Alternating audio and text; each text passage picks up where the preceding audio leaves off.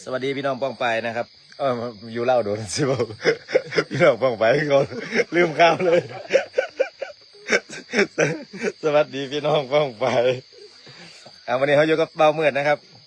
หนึ่งในหาผู้ตีติดอยู่ในธรรมพระเจ้านะครับวันนี้น้องเฮ็ดกับเขา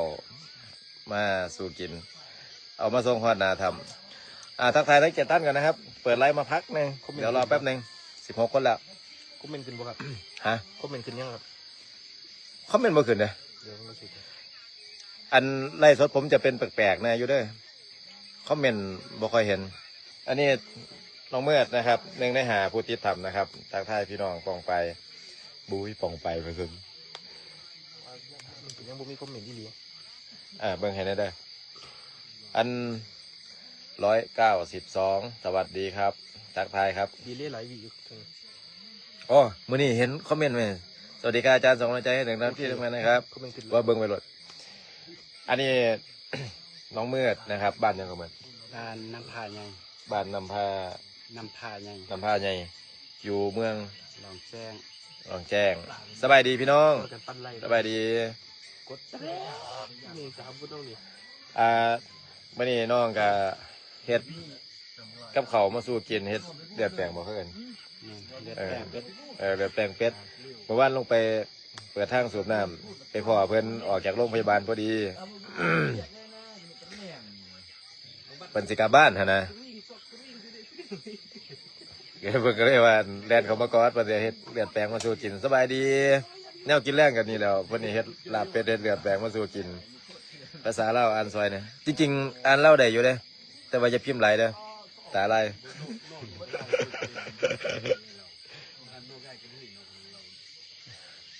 724 ท่านครับสวัสดีครับ724 ท่านสวัสดีครับเอามีผู้ใดอยากถามสอบถามน้องเมือดว่าการที่ไปติดอยู่ในถ้ำมันเป็นจังใดเป็นยังไงบ้างคะอยู่ที่ลาวดูแลสุขภาพด้วยนะคะโอ้อยู่ลาวกับอยู่ดีสบายอยู่นอนอยู่หน้าถ้ำกันอยู่นี่แหละบ่ได้ไปใส่มาใส่นอนอยู่ในป่าในเขานี่แหละสวัสดีครับสวัสดีครับด่าโก่งคือแท้จ้ะแค่ดีสิถามเขามาทวงด่ากันผมสิถามน้องเมื่อเด้ออันเรื่องไปติดในถ้ำเมื่อนั้น เขาไปที่เขาไปในถ้ำเนี่ยไปตั้งแต่วันที่เท่าไหร่วันที่18 เดือน5เบิ่งอันคอมเมนต์ให้ได้เด้อเดี๋ยวท่านได้ตอบให้เดี๋ยวมีคอมเมนต์ใดไปตามนั้นวันที่18 เดือน5แล้วเหตุการณ์มันเป็นยังไงบอกเหตุการณ์ทุกฟังหน่อยเหตุการณ์ยังไม่เขาเจ้าบ่ได้ยิน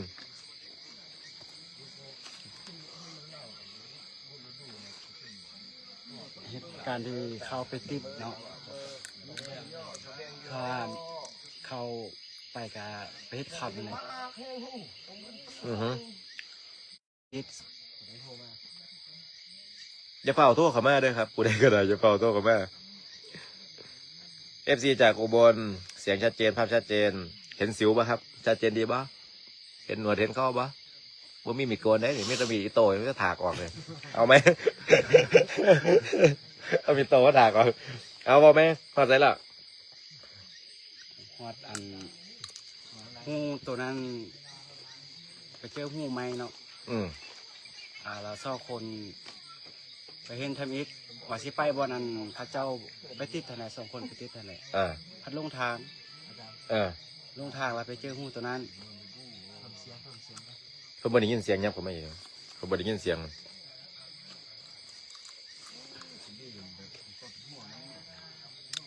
แล้วว่าสิไปหูอันวันพระเจ้า2 คนติดหันอย่างมันออกหันไปพัดลงทางไปพัดไปเจอคุมตัวนั้นพัดบุยไพเฮ็ด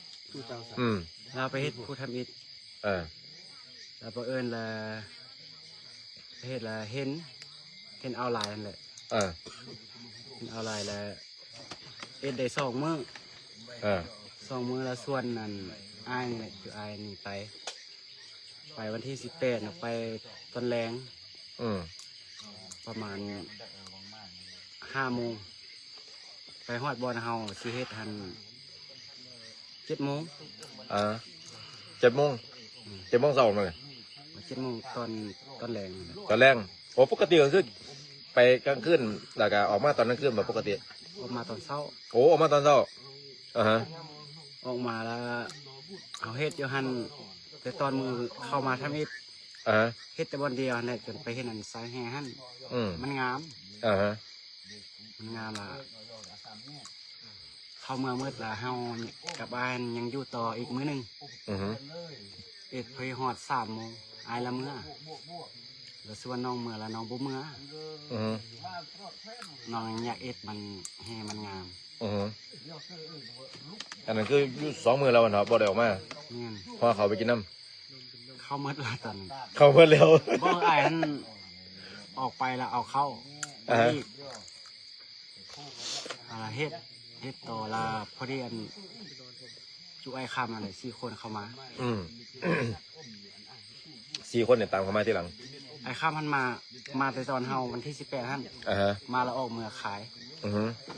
ขายละส่วนทีมเขาเจ้ามามาละ4 คนเขาเจ้าทีมเดียวเอาละผู้ เสีย ห ง นึง ทางมืดเบาไปครับ เสียงเบาว่าท่านจอหน้าเขามาเอาบักกะโลบอกพี่น้องโลเทส เอากระป๋องไหมเอากระป๋องมาบอกใส่กระป๋อง เอาบอกต่อ แล้วไปแล้วเขาบอกเขาเฮ็ด4 คนเนาะแล้วไปเฮ็ดบ่น้องเฮ็ดอัน แล้วน้องบ่อยากให้เฮ็ดเพราะว่าน้องเฮ็ดอันแต่ตอนเข้ามาทำอีกว่าเห็นสายแห่นอันนั้นน้องบ่อยากให้เอ็ดเนาะน้องก็อยู่หั่นแหละอยู่เฮ็ดจนว่าเมื่อยบ่มีแฮงอยากกินข้าวสิเมื่อละถามโมงนำเขาเจ้าเพราะว่าไฟโทรศัพท์เฮาก็หมดบ่มีโมงเราถามเขาเจ้าว่าโอ้2 โมงแล้วเฮ้ยน้องก็ฮ้อนค่ำหั่นแหละเอาคำแล้วก็เอาขี้มันน้อยนี่เสื้อทุกอย่างเลยทุกอย่างน้อยทุกอย่างนี่ เกี่ยมซิเมื่อเลยเก็บเครื่องมา3 โมงตีเมื่อฮอดบอล 4,000 เขาเจ้าไปเจอเฮาหันแหละบอลน้ำท่วมหันแล้วเมื่อบ่ได้แล้วน้องก็บูแนวสิเฮ็ดเมื่อยเลยอย่าอาบน้ำก็ลงอาบน้ำอย่างนั้นใส่เครื่องไปตากแล้วก็ซอกข้างเมื่อ มีอารมณ์สักผาอีก สีดำ บ่คิดว่าสิติดแต่คิดว่าน้ำมันสิลงเลย บ่ฮู้เพราะว่าฝนสิตก บ่ฮู้ ก็บ่ปกติเขาก็ต้องเบิ่งอากาศก่อนเนี่ยปกติสิเขาทำเนี่ยมันก็ต้องฮู้ว่าพื้นฐานแล้วเนี่ยช่วงนี้มีฝนบ่ว่าอันนี้บ่ได้สนใจเรื่องนี้แล้วเนาะ ปกติตอนเอาไปอันตอนหลังหันกาฝนตกแบบนี้ก็น้ำบ่ทันมาแบบนี้แล้วมื้อนั้นบังเอิญน้ำท่วมแต่ซ้ำนั้นบ่มีขึ้นบ่มีลงนั่นเลย อยู่ซ้ำนั่นตลอดเลย นั่น เป็นหยังคือได้เลือกหม่องที่อยู่หม่องที่ไปอยู่นั่นเป็นหยังคือเลือกหม่องหันมันอยู่ใกล้หรือว่าเห็นแล้วว่าใส่งานหม่องหันประจำในการนั่งพักผ่อน บ่แม่นคันคิดว่าคันน้ำสิท่วมสิใหญ่เนาะสิอยู่ใส่มันก็ท่วมไปหมดบ่รอดตัดสินใจอยู่หั่นคันคนเข้ามาซ่องเฮามันก็สิเห็นเฮาไว้ นี่คือความชำนาญพื้นที่ ตัดแล้วก็ซอกทางเมือหั่นปีนเขาทำหั่นขึ้นไปสูงประมาณ50 เมตรทางตันถ้าขึ้นมันใหญ่เอาขึ้นไปแล้วน้อยไปแล้วบ่มีทาง2-3 ท่านเอาขึ้นไปนะ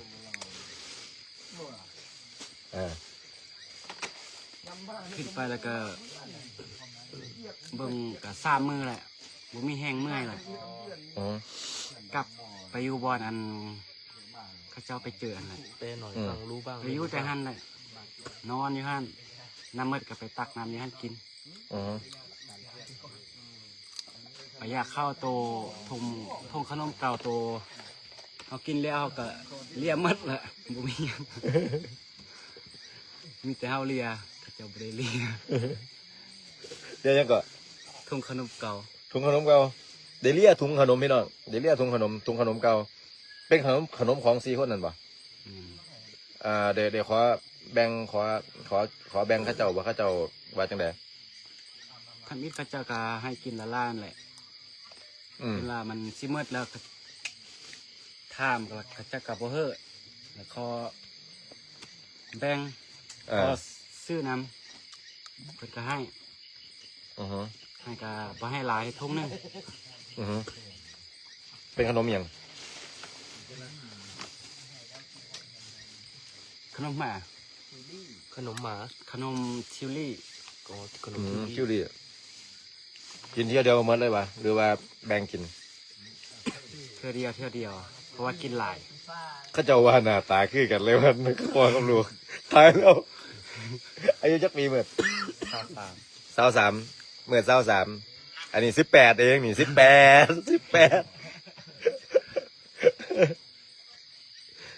ต่อการดำรงชีพอยู่กินจังใดมีหยังกินแน่ย้อนอีกรอบหนึง มีแต่เลียทงขนมตัวเขากินแล้วมีแต่คืนหนึ่งหมด อืม เขาเรียกกินหมดแล้วเขายากเข้าแล้วเขาซอกซิเลียแล้วบ่มีแล้วเขาเรียกแต่พี่ขึ้นไปแล้วฮอดหันหมดอยู่หันน่ะก็นอนอยู่หัน อ่า เจ้าเลาะขึ้นซิเลียเบิ่งเขานอนอยู่หันเขาเรียกหมดแล้ว ถ้าจะสิมาเรียกขนมน้ำเงี้ย แม่นเพราะว่าตัวนั้นมันติดอันตัวสีขาวๆแต่มันอยากติดลายเด้ อ่า เขาเรียกเอาหมด อืม มันก็ลายเท่านี้เขาซื้อเป็น2-3ศพนะ อ่า กินหมดแล้วเขาก็นอนอยู่หัน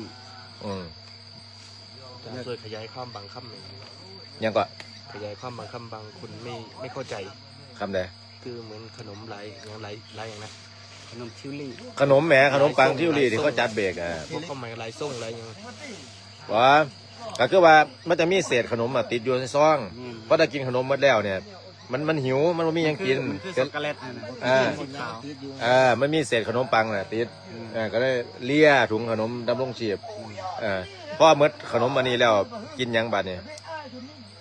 กินน้ำแล้วก็เลาะกินอันข้าวเก่าตัวมันเหลือเท่ากินตอนเอามาทีหลังนั่นตอนมันก่อนเฮาสติทำอ่ะมันยังเหลือเอาปะอยู่นั่น เออ มันแข็ง เออ แล้วก็กินถ้าเป็นอัน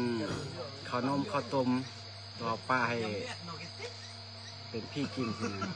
อืม เก็บกินเอาเมดแล้วก็ข้อน้ำเขาข้อกินเอาเมด เออ อีกอย่างกับบเรือเลยตัวปลาให้อันเจ้าทินเจ้าทานให้กินเมด โอ้ยังดีนะ เอาของไปไหว้เจ้าที่เจ้าทางความก็เลยขอเจ้าที่กลับมากินเอง เดี๋ยวมันมีขนมอยู่นี่แล้วพอจะนี่เอาขนมก็ไปเคลื่อนเจ้าที่เพิ่นได้หาเทีย2คนอยู่ข้างในเพิ่นเนี่ยเพิ่นเอาไปฝากกัน จากได้ตัวบัดเนี่ยกินน้ำยังบัดเนี่ย กินน้ำมันก็สะอาดเพราะว่ามันเป็นอันเป็นน้ำที่นี่แล้วเป็นหาดไปแล้วเป็นน้ำนี่ ไปเป็นหาดน้ำใสกันเลย ตักวันมาสะอาดมากิน แล้วตอนนั้นหูบอกว่ามี2คนติดอยู่คือกัน บ่ บ่หูเราบ่หูจักกันว่า เป็นอันคนไทยบ้านเดียวกันนะ อ๋อ 2 คน แล้วก็บ่ได้มีสัญญาณหยังเลยว่า มีคนเขามาอยู่ในหันคือกันแม่นบ่ หูแต่5 คน หูแต่หาคนที่อยู่นํกันนั่น อืม แล้วตอนอยู่นํกันเนี่ยสามัคคีกันบ่5คนเนี่ยอยู่นํกันเนี่ย สามัคคี สามัคคีดี เราได้นั่งร่วมกันได้นั่งคุยกันบ่ว่าจะเอาจังใดจะเฮ็ดจังใดหาทางออกจังใดได้คุยกันบ่ คุย ว่าไง หัวหน้าทีมกับไอ้ค่ำนั่นแหละ โอ้มีหัวหน้าทีมด้วยเป็นจังได แล้วก็ส่วนไปบนซอกขาเมื่อ ตามห้วยน้ำมันเนาะแต่เราห้วยน้ำจนว่าสุดผมมีทางไปกลับมา ไปสระน้ำมันน้ำบอดมันค้างบนเฮาอันนักประดาน้ำเพิ่นมาเห็นเฮาขนาด เอาคู่ไปสระก็ลงอันหนึงเป็นหนึ่งขึ้นอีกคือเก่าเมื่อยก็นั่งไปพักอันหนึงก็ไปซอกทางอีกแล้วขึ้นตามหูมันแหละคือว่ามันสิซอดนี่คิดว่า เป็นบอนฮอนเคยไปซอกอยู่หากินสินะคิดว่าสิซอด ไปกับบ่สอด เฮ็ดจังไดบัดนี้หมดกำลังใจบ่ท้อบ่ ก็ว่าโอ้คันบ่มีคนมาช่วยก็มีแต่ตายอย่างเดียว ฮะเป็นหยังคือคิดว่าจะตาย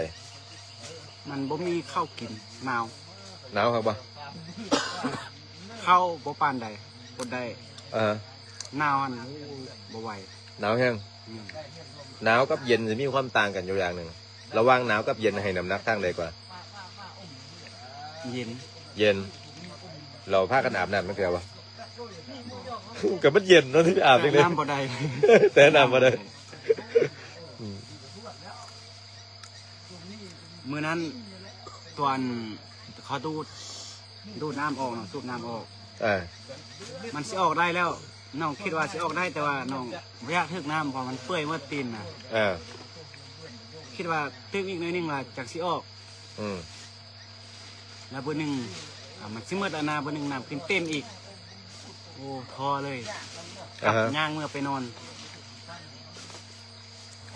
า จากนักประดาน้ำมันแหละขับไปเห็นตัวน้ำมัน เขาสูบมันสิเมื่อแล้วมันเต็มอีก เขาโมนี่แหละนี่เขาโมนี่แหละ เขาเด้อยู่ห่างกันอยู่แค่มาจักเมียนนะว่าอย่าง มา15 เมตร เพราะมือนั่นก่อนสิตัดสินใจลงไปมันเข้าไปนั่งสวดมนต์อยู่หันก่อนจะเริ่มปฏิบัติการ2 ชั่วโมงไปเขาสวดมนต์อยู่หัน1 ชั่วโมงอยู่กัน2 คนกับเล่งกับย่างเล่นสายยาง สูบน้ำออกก็นอนเล่งสูบน้ำออกก็นั่งสวดมนต์ไปเขาก็อธิษฐานไปว่าให้เสียงเนี่ย มันเป็นนำทางในเด้อให้เสียงนี่มันเป็นกล่องกลางวันให้ได้ยินในเด้อไปแต่ว่าก็คือว่าแหละมันถงมันหนาเนาะมันเสื่อมกันบ่มันแบบเสื่อมกันบ่ได้ น้ำมันอัดเต็ม แต่ว่าตอนปล่อยโตนักดำเข้าไปปุ๊บเนี่ย เสียงถังปังครึ่งเอาหัวแล้วข่าวดีแน่เลยเขาตั้งท่าไปท่าเลยจังได้กับพ่อว่าจริงๆแต่ทางมันเถอะเอามือนั้นเขาพอเล็กไรเด้เขาสวดไปชั่วโมงหนึ่งย่อยลงมาก็เลยเร่งไปเบิ่งเร่งเล็กไรซองไฟเบิ่งเพื่อสันออกมาจากห้างเด้ย่อยลงมาซ้ำวันนี้โปนี่แหละยำเมาเยอะไปยืดเขายืดออกถ้าคุยกันเร่งลองใจมันเลยเอาบ่เล็กเป็นนี่กับหูสไตล์เขาเบาเขาได้เขาก็เลยบอกเจ้าที่เจ้าทางมันว่าเขาเบาได้เหล็กไหลเขาสิเอาทั้ง7 คนน่ะขึ้นเขาขอเอาเหล็กไหลขึ้นไปเขาบอกเขาสิเอาคนน่ะขึ้นมันก็อยู่หันนี่เอาละ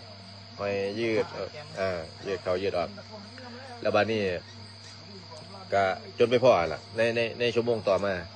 ก็ถือว่าเป็นสัจจะต่อกันแต่ก็อย่าเข้าไปเอาบอกได้ว่าบ่มีผู้ใดที่จะสามารถเอาเหล็กไหลจากถ้ำนี้ได้ สักสิ แม่นแต่อันคำมือนั่นถ้าเขาเอากสิบ่ได้มุตโตกลับออกมาเขาคิดว่านะก็เลยอธิษฐานบอกว่าเขาเบาได้เหล็กไหลเพราะโดยปกติส่วนตัวแล้วเนี่ยเขาไปทำได้กระซังเขาไปเห็ดเขาไปว่าตั้งเขาสวดได้โหลดแต่เขามักเบิ่งก็คือว่าเหล็กไหลหมู่นี้น้ำเหล็กไหลหมู่นี้เป็นประมาณใดเขาเบาเลยเถอะเพราะว่าคิดว่าอีหยังกับบดีซ้ำคุณงามความดีอยู่น้ำตัวเจ้าของก็เลยเลือกที่จะบ่เอาไปทำได้กับพ่อดูเหล็กไหลเนี่ยก็เลยอธิษฐานว่านี่แหละขอเอาคนกลับขึ้นมาในชั่วโมงต่อมาก็จะไปได้กลับขึ้นมาเขาถึงในผ้าโตขึ้นมาออกจากถ้ำเป็นนั้นคนแรกเมื่อนั้นอันมุดทำแคบๆมากน้ำกันผมน้ำนาต่อไปเพิ่นอยู่ตรงกลางได้หน่อยก็นึงปีตายเพิ่นก็เจ็บเนาะมันจะมีช่วงเนี่ยมันเป็นคอยลงมามันสโลปลงมาบ่ล่ะมันจะเป็นลื่นๆเนี่ยไอ้ส่วนตัวเนี่ยก็ติดเลนเนี่ยบ่อยากให้เพิ่นเครียดนะบ่อยากให้เพิ่นเครียดแต่ก็บ่อยากให้คนในทีมเครียดมือสไลด์มากกดมันก็ไปฟาดเต้วห้องตายอยู่ในถ้ำ อยู่ เฮ็ดงานมันก็เครียดเนาะซีเรียสหลายมันก็บ่ดี จะอยู่ในยินเสียงเคาะตลอด ได้ยินเสียงเขาตลอด แต่ว่าเฮาเคาะส่งสัญญาณว่าบ่มีใครตอบยินลายมือเลย อือฮึ แล้วเฮาเคาะ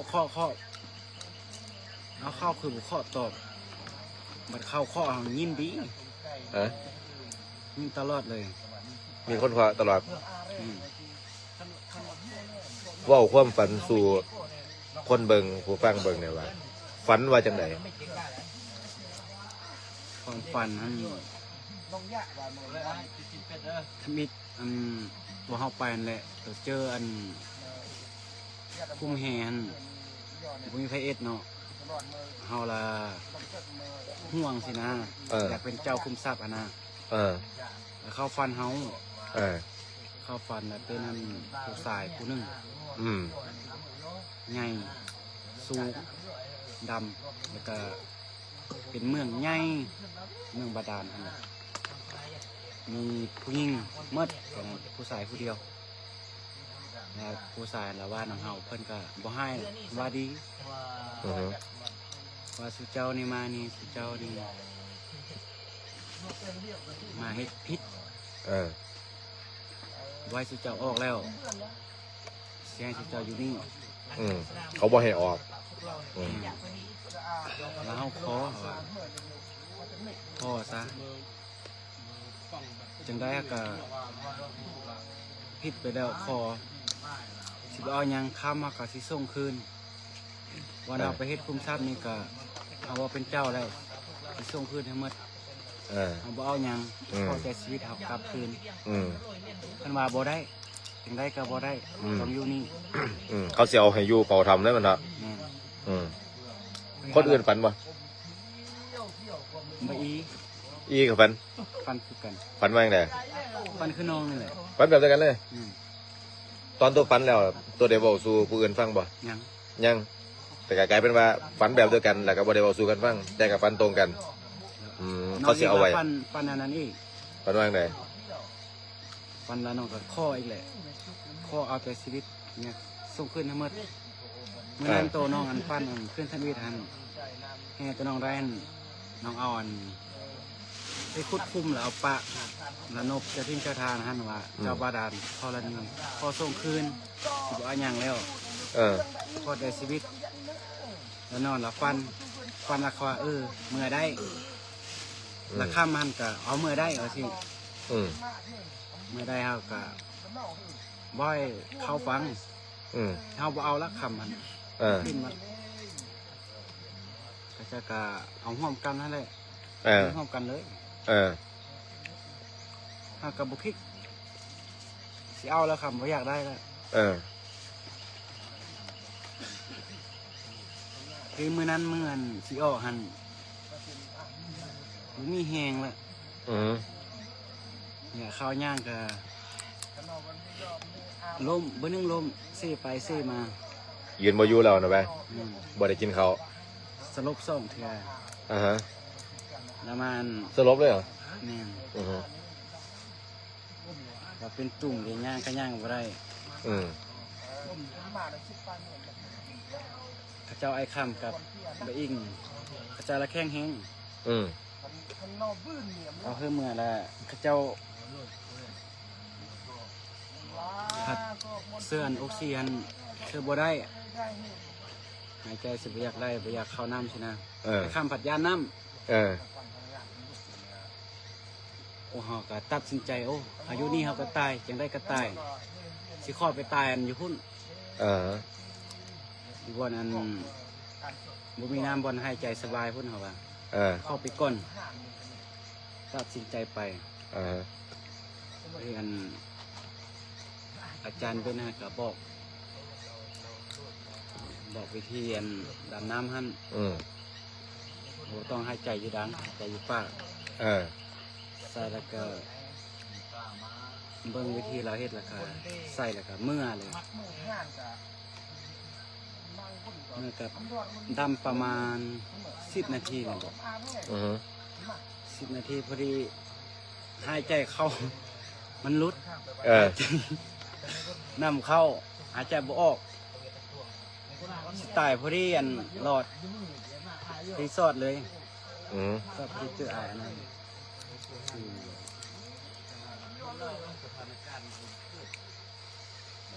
จังไดบัดเนี่ย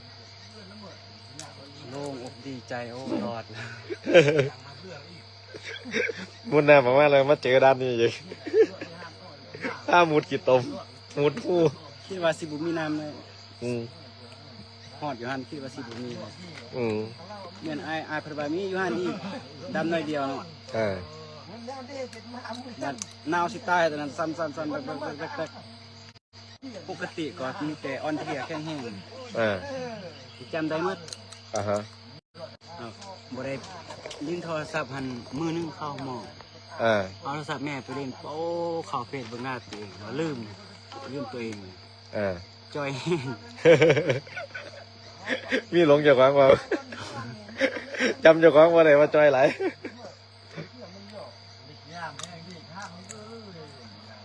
เคยเห็นผีป่ะรู้สึกว่าในถ้ำมีของรักษาอยู่ อืมรู้สึกอยู่ แล้วคิดว่าอีก2 คนน่ะอยู่ไกลจากหันหลายป่ะ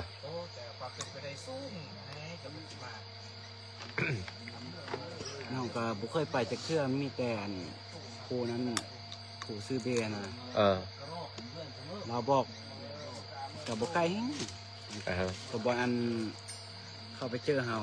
จะเข้าไปทางขวานะ อืม ไปนี่ก็สุดถ้ำแล้วว่า อือฮึ น้องก็บ่เคยไปจักเทื่อทางนั้นนะ เรามันมีข่าวมาว่า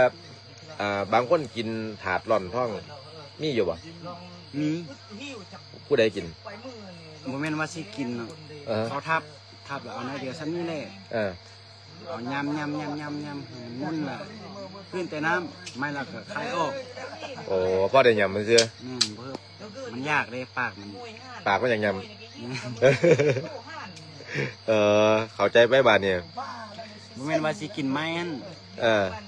เขาบ่ได้ยำไหมเขาบ่ได้กินไหมเข้าใจป่ะครับ มีแต่ย เขาทุบให้มันนุ่มพ่อได้มีแนวยำพอได้มีแนวเคี้ยวแนวเคี้ยว ำเพราะว่า เลือดเปลี่ยนนึงอันเดียว ไม้บ้างคำมันซุ่มน้ำเลยมันซุ่มน้ำมันซึมอยู่หันแล้วก็ หลายคนบอกว่าอยากฟังให้รู้เรื่องจัง เป็นยัง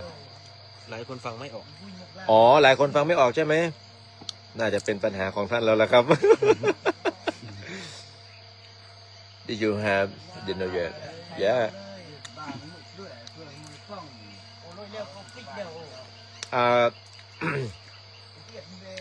เอาถาดร่อนท้องเนี่ยถาดร่อนแฮนะว่าถาดร่อนแฮเอามาทุบซ้ำเหนียวเนาะเอามาทุบแล้วก็ยำกินน้ำมันเรื่อย แม่น ๆแต่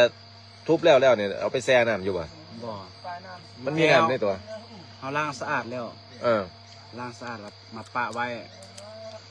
เอาไว้ฮะบ่แม่นว่าสิกินหลายยำแต่น้อยเดียวนึง อือฮึ ยำแล้วก็มันมุนเนาะ เออ มุนแล้วก็ไม้ตัวมันแข็งเราก็คายออกตัวมันมุนแต่คืนกินน้ เออ ำน้อยเดียวเขาบ่ได้กินหลาย อือฮึ เมื่อเธอก็ย่ำกับบ่ได้คืน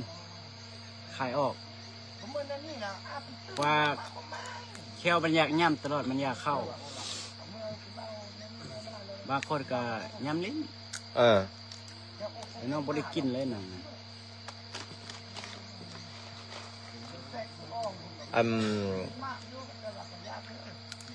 เขากินเมดไปหลายอยู่บ่ บ่กินแต่น้อยเดียว รับชมอิตาลีจ้า รับชมจากอิตาลีบ่การสวัสดีพี่น้องปองไปเศร้าอิตาลีทุกผู้ทุกคน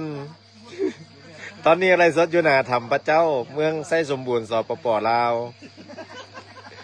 โดยขน้อยบ่าวเหมือด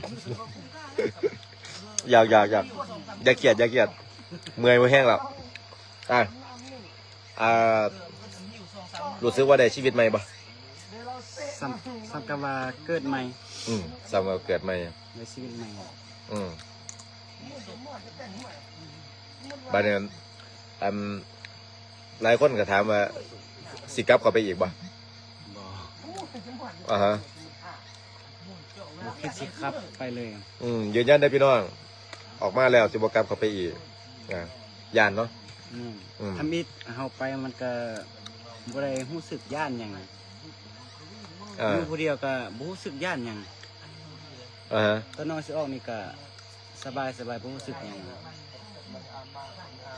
อันว่าสิรู้สึกเครียดนั่นนี่นั่นนั่นมีแต่อยากเข้า อ่าฮะ อยากเข้าแล้วก็กันคิดว่าอันบ่มีคนมาช่วยมีแต่ตาย จากรู้สึกว่าน้ำมันซ้ำนี่มันบ่ลงอ่ะออกบ่ได้ละ อ่าฮะ เอาละ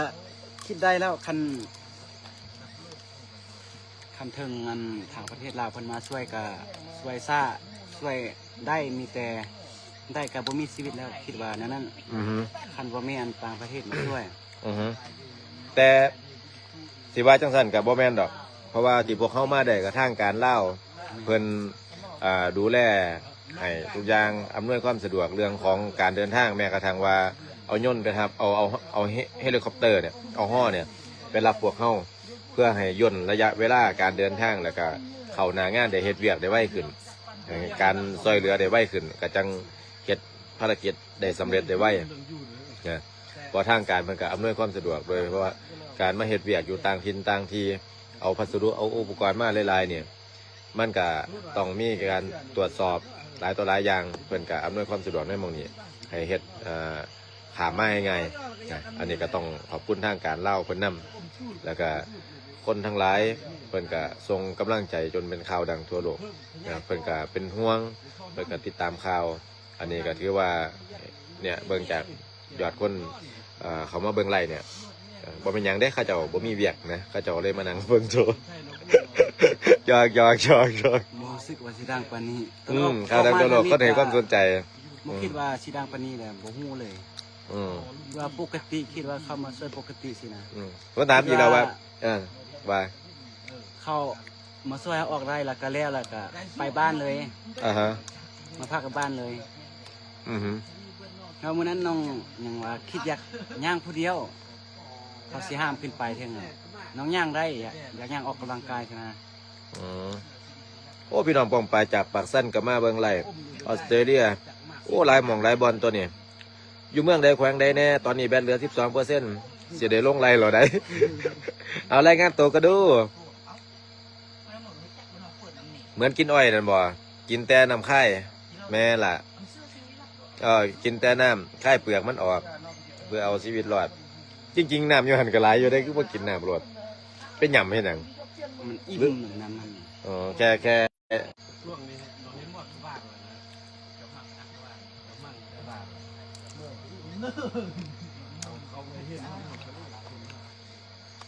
2 คนยังไม่เจอครับกำลังเร่งภารกิจอยู่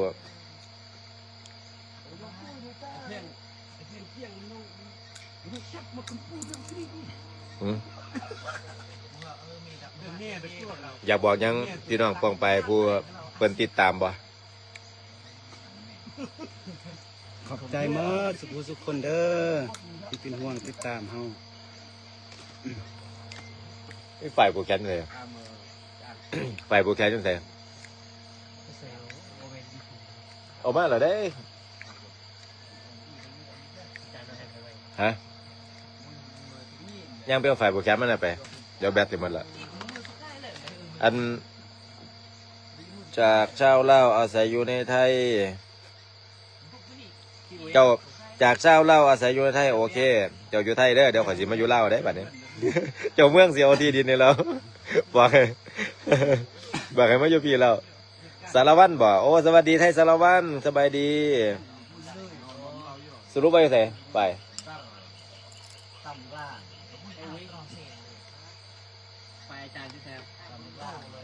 อุ้ยแล้วมีไฟไม่มาด้วยพูดแล้วอยู่มองปากทำพูดแล้วได้ใช้สินนะผูกแขนเนี่ยบ่าด้วยอยู่เมืองใดไซบุรีวะไซยาบุรีสวัสดี หัวควันข่อยเจ้าถึงหัวควันข่อยยังได้ก็ว่าเป็นตัวตลก ออกจากระยองให้คำมวนบ่คำมวนเนี่ยก็ไปบ่อยเด้ตะกี้กับพากันไปดำน้ำอยู่คำมวนอยู่ท่าแขกท่าฝรั่งไปตัวไปทีบน้ำงึมนี่ก็เขาเคยมาดำน้ำอยู่น้ำงึมเนี่ยตะกี้สมัยแค่เด็กหน่อยนักเรียนหล่ม11 ศพนะมาดำน้ำอยู่น้ำงึมโอ้ยแนวบ่เคยพ่อกับพ่ออยู่เล่าวนี่หลายมันจะเป็นจานอยู่ย่างไปอยู่ขวามือว่างอยู่ถาดดอกไม้เฮ็ดพิธีมันเศร้าปากเซ่โอ้ปากเซ่สบายดีแฟนขมวนสบายดีบ้านอาจารย์อยู่เซโนอยู่อำเภอคลองชัยจังหวัดกาฬสินธุ์บ้านเกิดอิรินอยู่อำเภอกำมะลาไสยแต่ว่าสุดท้ายแล้วไปอยู่ไสก็คือจังหูซึกว่าอยู่บ้านเจ้าของทุกบ่อนทุกหม่องกันละยกเว้นในเมน เมียนเผาศพมันเด้ ต่อไปบัดได้ก็รู้สึกว่ามันเป็นของเจ้าของเนาะ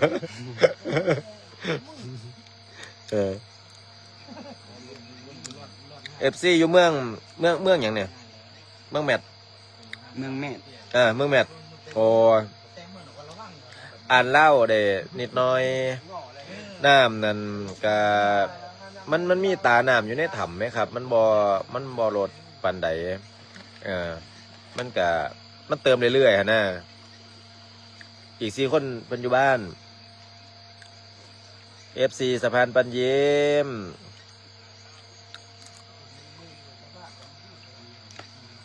กับเมื่อยทุกเมื่อครับ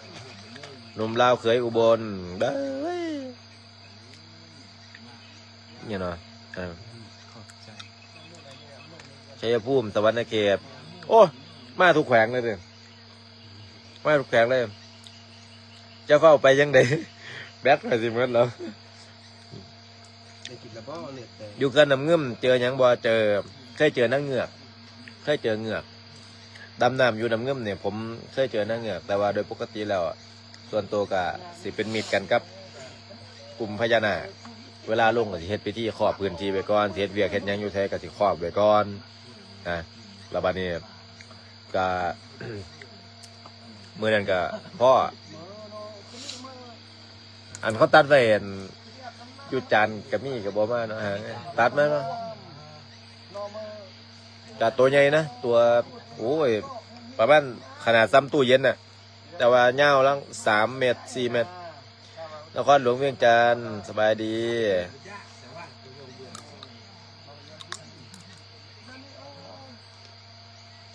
อัน FC มาจากไหนจังพงศาลี พงศาลีจากอุดรสวรรณเขต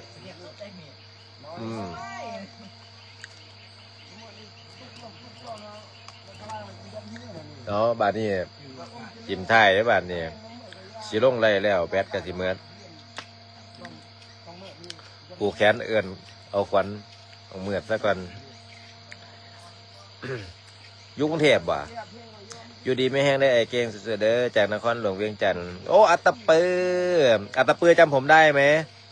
เหตุการณ์ที่14 คนหายโดนน้ำซัดออกไปหายไป14 คนแขวงหัวพันโอ้อัตตปือยวนเซเปียนเส้นน้ำน้อยเคลื่อนแตกขนาดที่ผมไปเดี๋ยวผมจะโพสต์หน้าเฟซอยู่ที่มีภาพคนหา14 คนจนสำเร็จนะที่แรกทุกคนก็เข้าใจว่าบ่เหลือแล้วล่ะบ่ยั่งละมันเอาไปอันกะที่มีรวบกู้ภัยใส่ชุดเขียวหมวกเขียวแล้วก็เด็กหน่อยผู้หญิงขี่หลังนะเฮานี่แหละ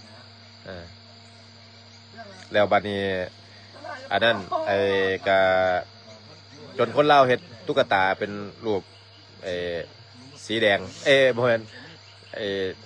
สีเขียวเดี๋ยวจังสิปวดอยากไปเบิ่งอยู่หน้าเฟียดอีกบ่ฮู้ว่ามื้อใด FC สวรรณเขต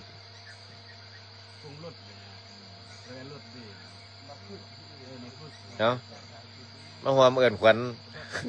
แบบออนไลน์ให้เบาเมื่อนมือขวามานั่งทางนี้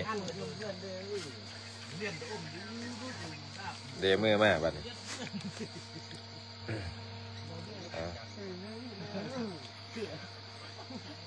ไอ้กวดนี้ดีกวดเขาเด้อบาดนี้ได้ชีวิตใหม่แล้ว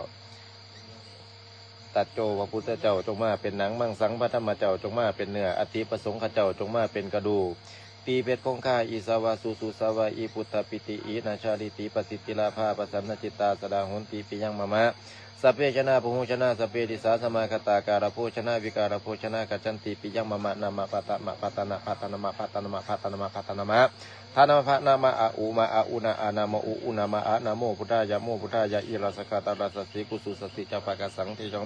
ติหังจโตโรทีนั่งปียติยัตโนยัตนังยัตตังยติยปฏิปริวตังเอสายติยติยัตโนยัตนังยัตตังยติยปริวตังเอสายติยติยัตโนยัตนังยัตตังยติยัตติปริวตังเอสายติเอาอยู่ดีไม่แห้งได้ชีวิตใหม่แล้วเป็นผู้เป็นคนหูบุญคุณพ่อแม่นะบ่ต้องมาคิดน้ำบุญคุณของทางนี้หรอกไอ้คือพ่อน้ำบุญคุณพ่อแม่แม่นระวังที่เจะคล้าของติดอยู่ในธรรมคนที่เป็นห่วงหลายที่สุดก็เป็นพ่อเป็นแม่เป็นญาติพี่น้องเจะคล้าของในสายเลือดนั่นแหละเด้อเอาให้รู้จักบุญคุณของประเทศชาติและบ้านเมืองเพราะเนื้อสิ่งอื่นใดก็คนทางการเล่าทางการรัฐและก็โดยภาคส่วนต่างๆของทางคนในพื้นที่เพิ่นก็เป็นไม้เป็นมือเป็นแขนเป็นขาเป็นผู้มีส่วนร่วมในการเฮ็ดภารกิจจนสำเร็จเอาพวกโตออกมาจนปลอดภัยส่วนทางเขาบ่ต้องมาคิดกังวลอีหยังกับบุญคุณเพราะว่าที่มาซอยก็บ่ได้มีเงื่อนไขอีหยังแล้วก็บ่ได้อยากได้อีหยังเนาะให้ฮักประเทศชาติแล้วก็พัฒนาดูแลประเทศชาติเลือกเฮ็ดในสิ่งที่มันถูกต้องอย่าเฮ็ดที่มันผิดแค่นั้นล่ะบ่มีหยังหลายดอกในชีวิตแนวใดดีบ่ดีก็ฮู้เหมือนเราล่ะคนเฮามีวุฒิภาวะเนาะเขาสิลงไล่สดได้บาทนี้แบตสิหมดได้บาทนี้ว่ามาเยอะควันเอ้ยสีสุมังคเลิศลำสิทธิเดชเลือซาหน้าโทสุดยอดย่านไตแก้วรัตนังไตแก้วทั้งสามย่อยืนถวยขับลงใส่ปืนสมมาเจ้าดอกเราคุณบ่เคยเปิดเผยบอกเล่นซื่อๆเอามีบ่ได้ถามยังบ่สีลงแล้วได้บาทเนี่ยยังเดือดสิเหมือนใช่ล่ะเอฟซีจากยังเนี่ยเชียงขวางอ๋อเนี่ยเชียงขวางอันนี้บริคำไส้บ้าขอยอ่านภาษาลาวเดี๋ยวหมดเลยนะเราเรื่องนางเงือกแน่นางเงือกเดี๋ยวเอาโอกาสต่อไปก็ได้แบตข่อยสิเมิดเสียงโอของเต่ากลับคืนเสียงโอของ เป็นว่าดันมินนี่ก็จะผมอ่านเล่าบอก ยังก่อนยังก่อน ตัวไหนครับอายเก่งถามเมื่อใดเสร็จสิ้นภารกิจน้องอยากพาไปเที่ยวเมืองเฟืองวังเวียงถ้าอ้ายมีเวลาเพื่อตอบแทนน้ำใจไปทันที ไปทันทีบ่เคยไปจักเทื่อบ่เคยไปจักเทื่อพาไปเด้ออันพี่น้องป้องไปทางใดอันอยากพาไปเที่ยวปักหมุดไว้ลงตารางให้ผมเนี่ยผมอยากไปผมว่าท่านได้ไปเที่ยวใส่เทื่ออยู่ทีมงานกับท่านได้ไปใส่อยู่มาอยู่นี่เสร็จภารกิจไปอันเที่ยวอันเนาะวันมาไม่นับวันกลับไม่คิดคนข้างๆสะกิดเฮ้ยพวกเราอยู่11 วันแล้วเว้ยนอนอยู่หน้าถ้ำนะมากับ7 ทีไม่นับวันกลับไม่รู้ผู้ใดล่ะอันแชทไว้เด้อผู้ใดลงผู้ใดนัดเที่ยวนั่นแชทไว้เนี่ยปักหมุดไว้เนี่ยผมสิได้ฮู้สิได้พาไปเที่ยวได้บัดนี้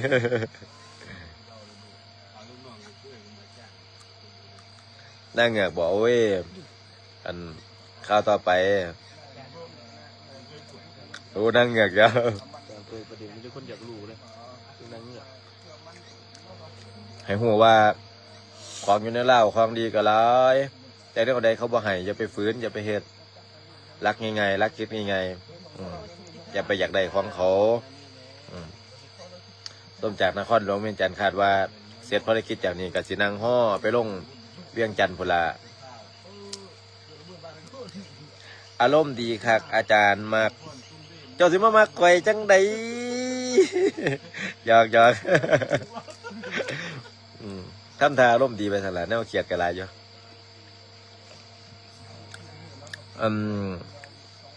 บ้าคนคือดันเม่นอันวังเวียงหลายท่านว่าเดี๋ยวขอยสิไปซอยพัฒนาวังเวียงได้เบิ่นแล้ว อันดันเม่นหลายๆปักหมุดไว้เด้อฮอดย่ามบ่แม่นว่าเอิ้นหาผู้พาไปบ่มีเด้ผู้ใดสินำพาไปเที่ยวนั่นปักหมุดไว้ลงแชทไว้เด้อจะได้หามื้อ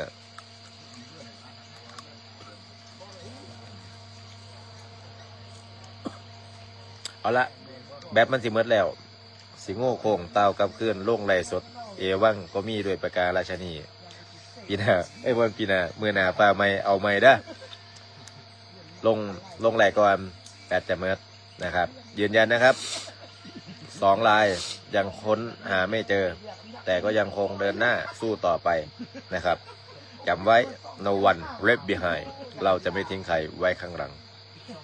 จิงลี่ never die บ๊ายบายเสียงหัวของ